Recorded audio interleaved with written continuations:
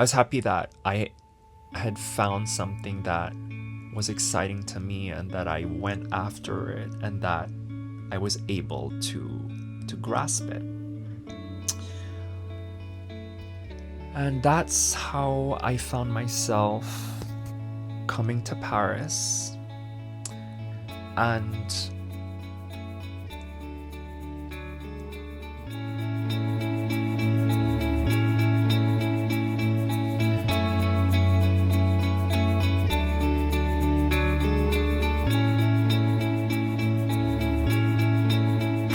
you know that feeling of like holding someone in your arms that you've been longing for the past 3 months. Yeah, of course I was like, I had tears in my eyes, felt like that hug lasted for an eternity.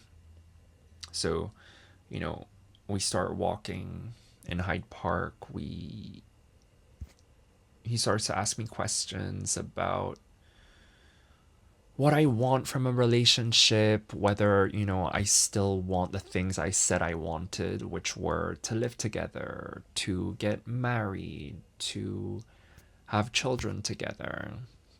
And, he specifies once again that he can't give me the things I want. And so, yeah, this difficult conversation continues. We walk all the way back to his place, you know, bearing in mind that I had left my things at his place, and, the premise was that on this, day I was going to go back, get my stuff, and bring it back to my place.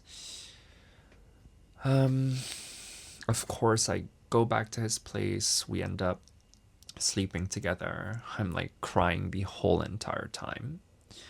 I grab my things, go back to my house share in West London, and of course I'm in denial. I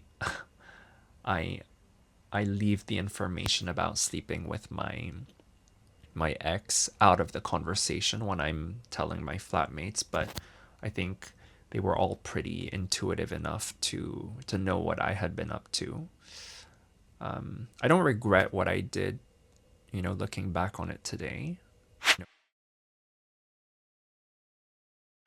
And so I would start to meet up with my ex, once every couple weeks in the same place in Hyde Park. And that's how we found ourselves getting back into the relationship. Um, and I think that we never really settled the question of, what were my needs and wants moving forward. I just missed him so much that I just went blindly back into this relationship. Fast forward to the end of my master's degree, I do all of my exams in May of 2021, and I find myself applying for jobs in different places. And one of the jobs I come across is for this international organization that has its headquarters in Paris.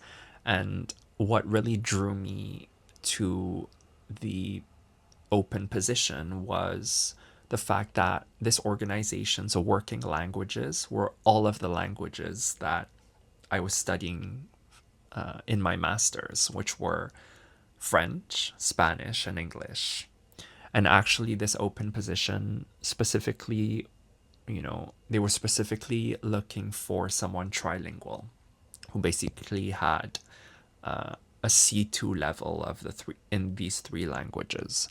And I was like, I thought to myself, I have to apply.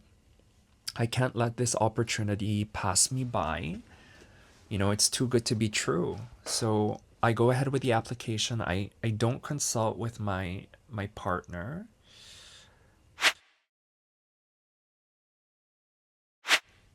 at the back of my mind, I think I was thinking, here is this guy who essentially has told me on multiple occasions that he can't give me exactly what I need in a relationship. And, I'm not saying that there weren't any positives in this relationship. There were so many positive things and so many ways that my partner would support me in my life. It's just that certain things like living together, having children, were just off the table for him. Um, but yeah, the fact that he couldn't give me those couple of things that were quite important to me at the time, I thought to myself, why should I even consult with him when I'm applying to this job in another country? It's the the opportunity and all of the possibilities that this would open for me by like applying to this job, taking the job, and like everything I could learn. Like all of that was too exciting to turn down.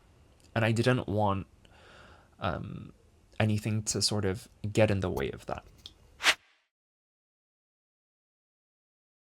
So, of course, when I mention this to him, he's not over the moon.